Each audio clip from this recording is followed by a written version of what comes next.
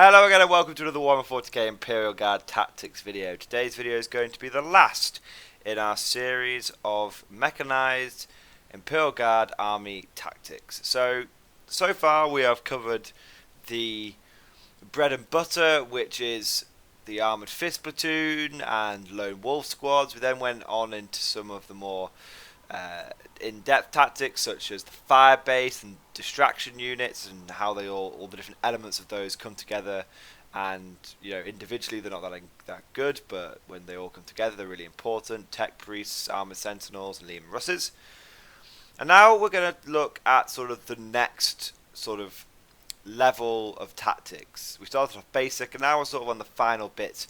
These are, I wouldn't say like high level tactics, but they're the kind of thing that you want to be thinking about before the game even starts, and they're the kind of thing that you just want to have in the back of your mind, and that they do really help. So the first thing we're going to talk about is deployment. With an army like a mechanized army, it's really important to get your deployment right. Unlike pure infantry Imperial Guard, or mostly infantry Imperial Guard armies, you don't really have the board presence that one of those other more infantry heavy armies would have.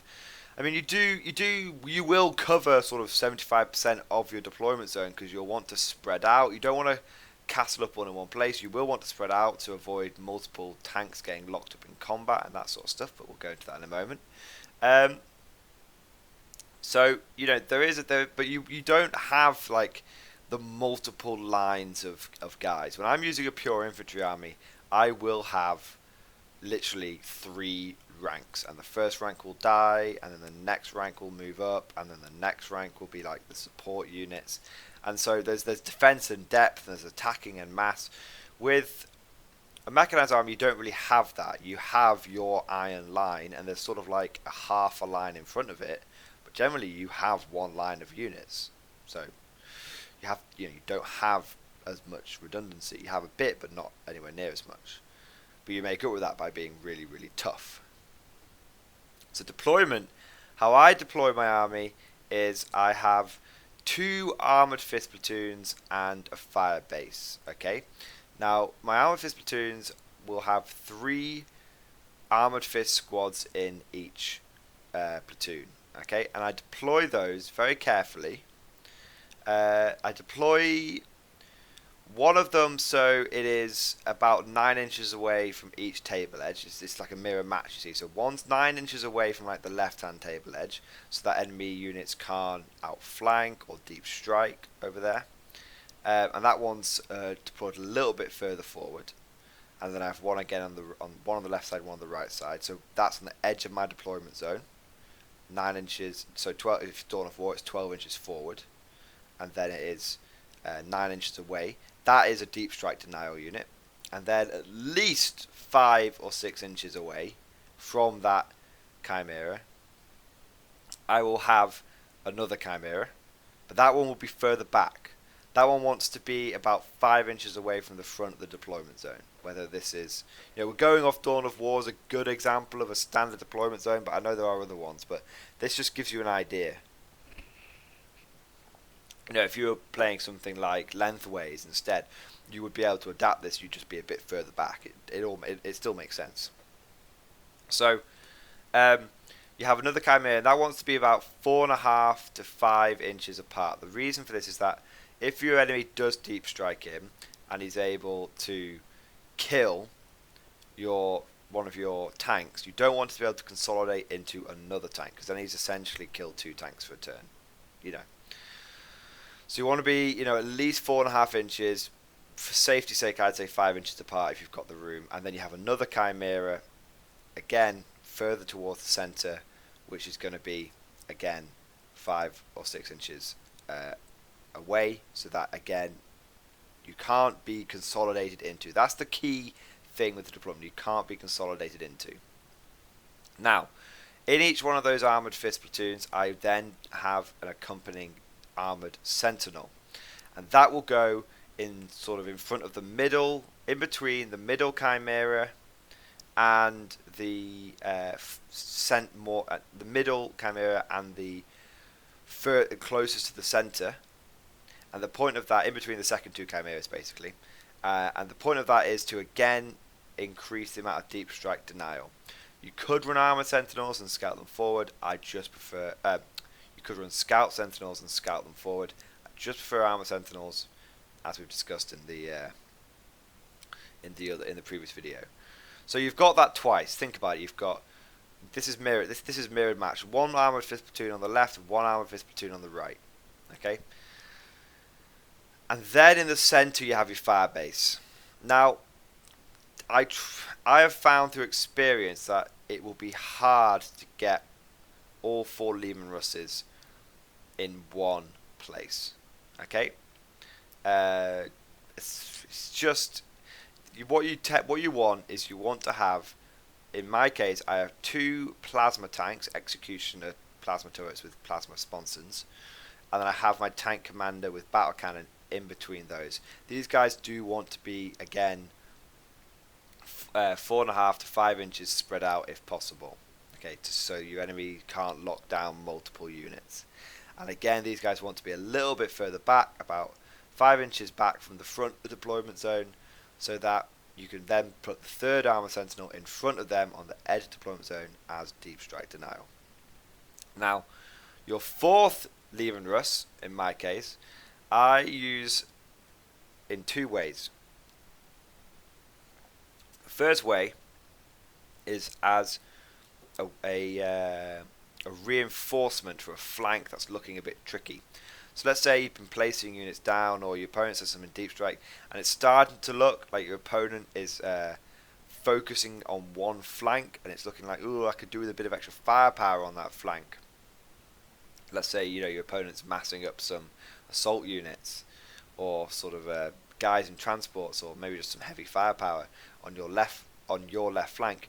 You put the 4th Lehmann Russ there. It provides a bit of extra firepower, helps hold the line. The second way I use it is as bait. Okay.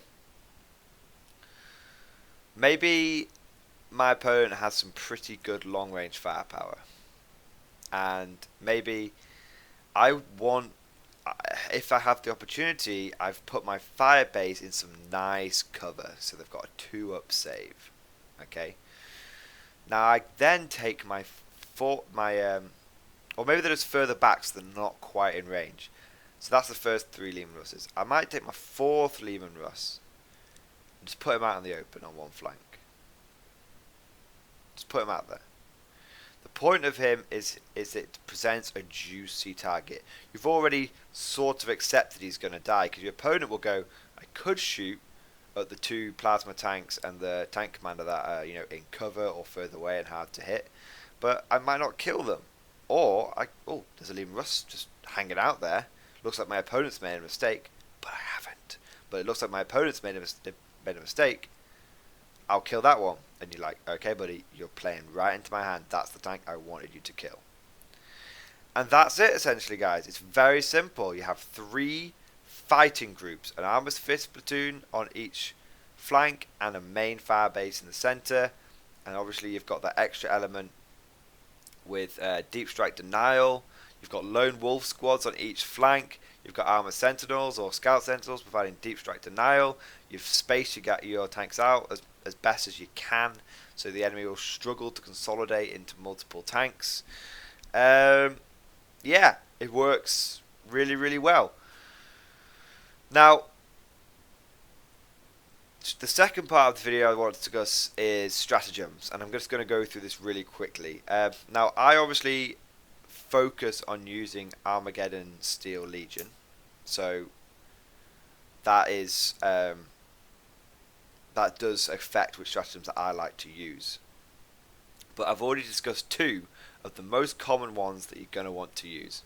Number 1 is inspired tactics, so you can issue an extra order a turn. You really want that for your tank commander.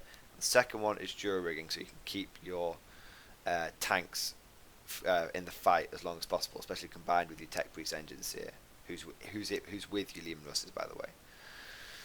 The third order that The third one that is important is obviously the command reroll. Now, the vast majority of the time, you're going to want to use the command reroll to reroll the damage or the number of shots from your Lehmann Russes. Okay, preferably use it to reroll the damage, just because it's just the best one. The best one to use the command reroll on is the damage, because if you use it on the hit, you might not wound. If you use it on the wound, your opponent might save it, and then it's a waste. But once you've got through to the damage, there's nothing your opponent can do about that, unless he's got feel no pain. But generally, there's nothing he can do.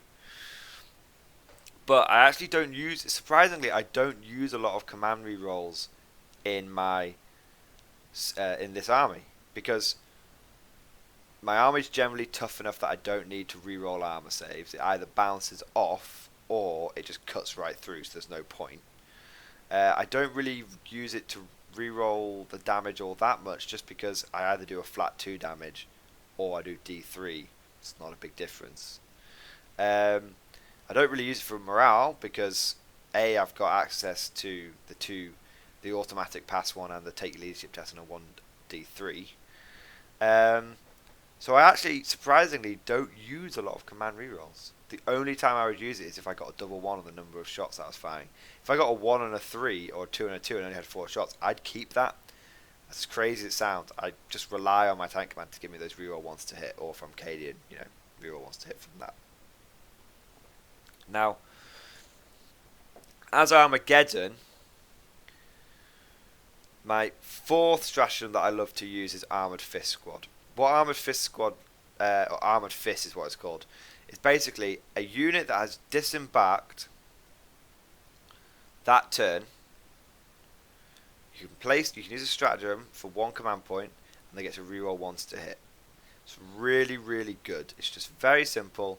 And what it's really good with is combining that with an officer who will then order the squad to reroll ones to wound, or first rank fire, second rank fire, because Steel Legion have an 18-inch rapid fire range, which means I can have reroll ones to hit, which means I can overcharge the plasma gun in the squad, and I can get 4 shots per rifleman.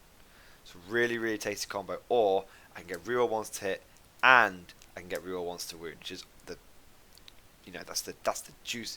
What would you call that? That's the jackpot. If you can get reroll ones to hit and reroll ones to wound. It's depending on what target I'm shooting at. If I'm shooting at something that I'm going to be wounding on 5s, I'll just put as many shots into it as possible, because there's no point in trying to reroll ones. If I'm shooting a target where I'm wounding on like maybe 3s if I'm lucky, but probably 4s, then I'd probably go for reroll ones just because it helps. But honestly, the majority of the time I like to just use first rank fire, second rank fire, plus reroll ones to hit from Armoured Fist. Now, if I was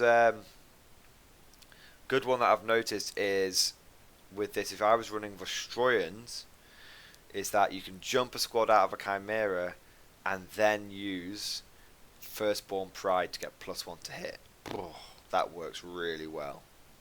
That works really, really well. I've seen that in action. I've used it in a couple of games myself, just trying it out. Really good. Just trying to think. I don't really use preliminary bombardment. I don't really worry about morale because my guys are in the tanks, and they only jump out of the tanks when they're definitely going to have to kill something. So I'd say those are the four main ones. Either, I use jury rigging, inspired tactics, command reroll for number of random dice. But if you're Katachan, you don't need to worry about that. But I use Armoured Fist a lot. They're the 3 that spring to mind, guys. They're the 3 most common. I am sure there are plenty of other stratagems that I am using, but they're not consistent. I said this is about, thinking about things before you even placed your units down the battlefield. One, obviously, we've talked about deployment. You want to be thinking about deployment before you even get to the game. And 2, when you're building your list, you want to be thinking, what kind of stratagems are I likely to do, and how many of them am I likely to, how many turns am I likely to use that stratagem. So inspired tactics for me, I go for a brigade because I know about 4, if I'm, with a bit of luck on my side, about 4 of my command points are going to go on inspired tactics. I then know that I'm probably going to be using jury rigging every turn of the game. You know, or at least 3 to 4. So that's another 4 command points gone on. So that's 8 command points out of my 12 that are already spoken for, which means realistically I've got 4 command points to use in whatever situation I want. So when you think about it, even though I've got 12 command points, 8 of them already spoken for. If I only leave me with 4 command points to do with what I want, that's the kind of thinking that I have. And I think to myself, well, I'm probably going to use Armored Fist a couple of times because I'll probably jump out a full platoon and give one of the squads Armored Fist, and then next turn jump out of the next full platoon and give one of the squads Armored Fist. Probably not to use that every turn because when the squads jump out, they get badly mauled and they end up jumping back in. And I'm probably going to use a couple of command rerolls just to get some extra shots or some extra damage. And that's it, guys. That is it.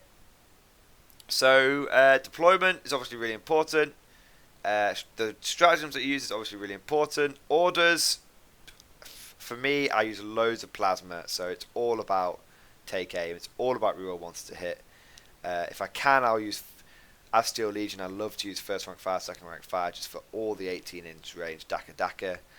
And I do like with the Steel Legion, you'll get blown out of a Chimera, or you'll jump out of a Chimera one turn, shoot up a unit, then get badly mauled, probably lose about half the squad, and then what you do is you can shoot and jump back in a Chimera using mount up. That's quite nice as well. But I actually, surprisingly, I don't use mount up all that often. Because